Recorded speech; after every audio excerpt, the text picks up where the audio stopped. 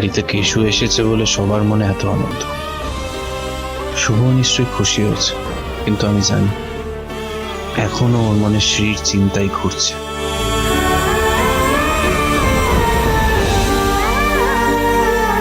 কে জানে আমার মেয়েটা কোথায় আছে। আজকের দিনে শ্রী বাড়িতে থাকলে এত আনন্দ, এত হইচই, সব একেবারে দ্বিগুণ হয়ে যেত। যতটা অপমান আমার হয়েছে তার দ্বিগুণ আমাকে ফিরিয়ে দিতে হবে। ওই সাজবাতি আর ওর মামুন আমাকে জ্বালিয়ে মেরেছে, ইরিটেট করে মেরেছে। তার ফল তো সাজবাতিকেই ভুগতে হবে। একবার কলেজে পা রাখুক না, তারপর আমি ওকে দেখাবো আরিয়ার সঙ্গে পাঙ্গা দেওয়ার ফল কি হয়। শোন, আমি সবটা প্ল্যান করে নিয়েছি। ও একবার কলেজে পা রাখলেই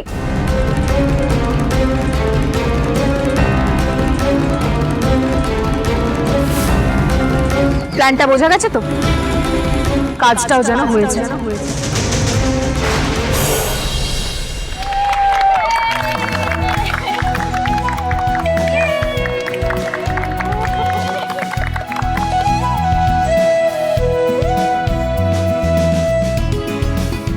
কেশব, আগে বাড়ির বড়দেরকে খাওয়াতে হয়। আগে ঠাম আর ঠাম্মিকে খাওয়াও, চাও? তাহলে ফার্স্টে খাবে আমার ফেভারিট ঠাম্মি।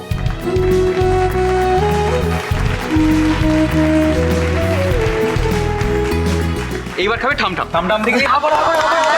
এই আমি কিন্তু খুব সুন্দর সুন্দর গিফট এনেছি। ও মা, তাই তাহলে তো মনে হচ্ছে আজকের দিনটা দারুণ। আমরা কত গিফট পাচ্ছি। হ্যাঁ, মামুর গিফট, দাদা ভাইয়ের গিফট, এখন তুমিও গিফট এনেছো। কিন্তু আমি বিদেশ থেকে কিছু আনতে পারিনি। মন্দিরে পুজো দিয়েছি, পুজো দেওয়ার পর বেরিয়ে আমি এখান থেকে গিফট গুলো কিনেছি। আমার চয়েস ফাটাফাটি, যা এনেছে নিশ্চয়ই খুব ভালো। খুব ভালো। এই শুভ শুভ, এইটা তুই রাখ, এটা তুই রাখ। আমাকে আবার কি দিচ্ছ? আমাকে দিলে তো তুমি একটা শাড়ি। আরে এটা তোর শাড়ি না, আমার মনে আছে আজকে আমাদের শ্রীর নামকরণের দিন ছিল না, আর সেদিনই তো মেয়েটা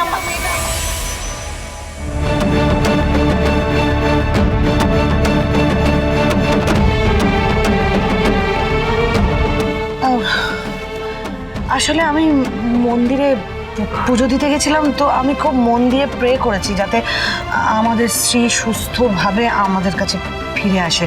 আর এটা আমাদের বাড়ির ঠাকুরের জন্য শাড়িটা। যেদিন ও আমাদের বাড়িতে ফিরে আসবে, ও নিজে হাতে আমাদের ঠাকুরকে পরাবে।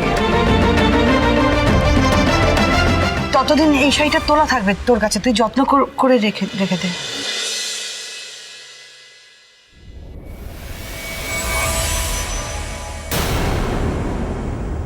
এ কি, ঠাকুরের জন্য আনা শাড়িতে এটা কার হাতের ছাপ লেগে?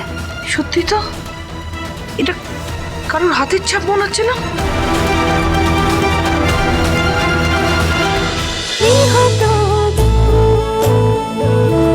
গৃহপ্রবেশ সোম থেকে রবি রাত 10টায় স্টার জলসায় ও জিও হটস্টারে।